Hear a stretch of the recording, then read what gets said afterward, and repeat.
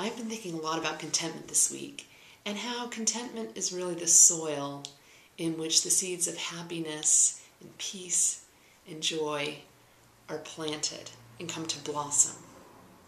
Now, we tend in our society to think of contentment as this really sort of grand peak experience where everything is arranged just right in our lives, and we can sit back and take stock of everything that we have. I think of a day where the family gets together and the house is just perfectly clean and the food is simmering on the stove and the children are quietly playing. The trees are moving in the breeze, and we can just sort of sit back and sigh and look at how blessed we are. Well, most of our lives are not like those peak moments, which means that we're always putting off contentment. We're waiting for contentment to happen, or at least waiting for the stage to be set for contentment. When in fact contentment is really a spiritual practice. It's something that we can practice at every single day. I recently listened to a talk by Lynn Twist, who is the author of The Soul of Money.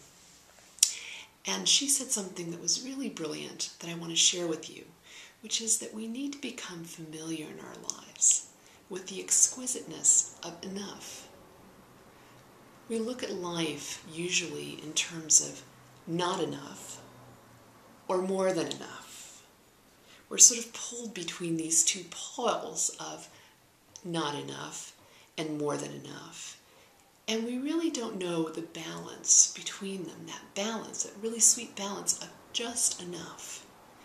And we can practice recognizing enough in our lives every day while we make our way through our to-do list. Even simple things like getting up in the morning and brushing our teeth. And you can put a little bit of toothpaste on your toothbrush and know, I have enough toothpaste on my toothbrush. And you can open up the tap and see, I have enough water flowing through these pipes to brush my teeth. You can go to work and note that you have enough electricity on your computer screen to make it light up and help you with your work. And you know that you have enough intelligence and enough energy to do the work and enough nimbleness of your fingers to move across the keyboard. You can go shopping and see that there's enough selection in the store. You can look up at the ceiling, at the roof over your head, and know that you have enough shelter. You can feel the temperature of your skin in the room where you're sitting right now, and know that there is enough heat in the room to keep you comfortable. The experience of enough is around us all the time, and we just need to come into contact with it and not wait for enough to arrive at our doorstep. Enough is sitting right where you are.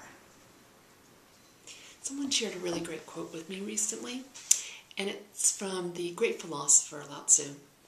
And he said, when you realize that there's nothing lacking, the whole world belongs to you. And it's true that if you are practicing contentment and experiencing enough, right where you are, then everything else that comes to you is a gift and a blessing.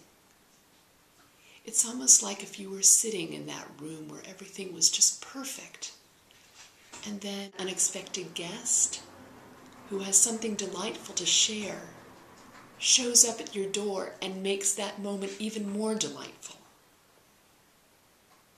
When we practice seeing enough in our lives, we start to see gifts all the time.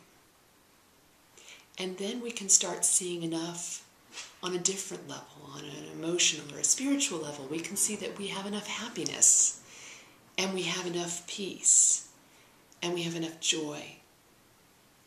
And when we have enough, we also have enough to share.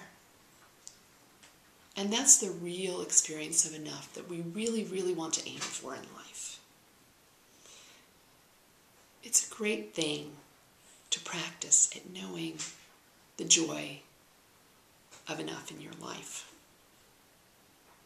Have a really wonderful day.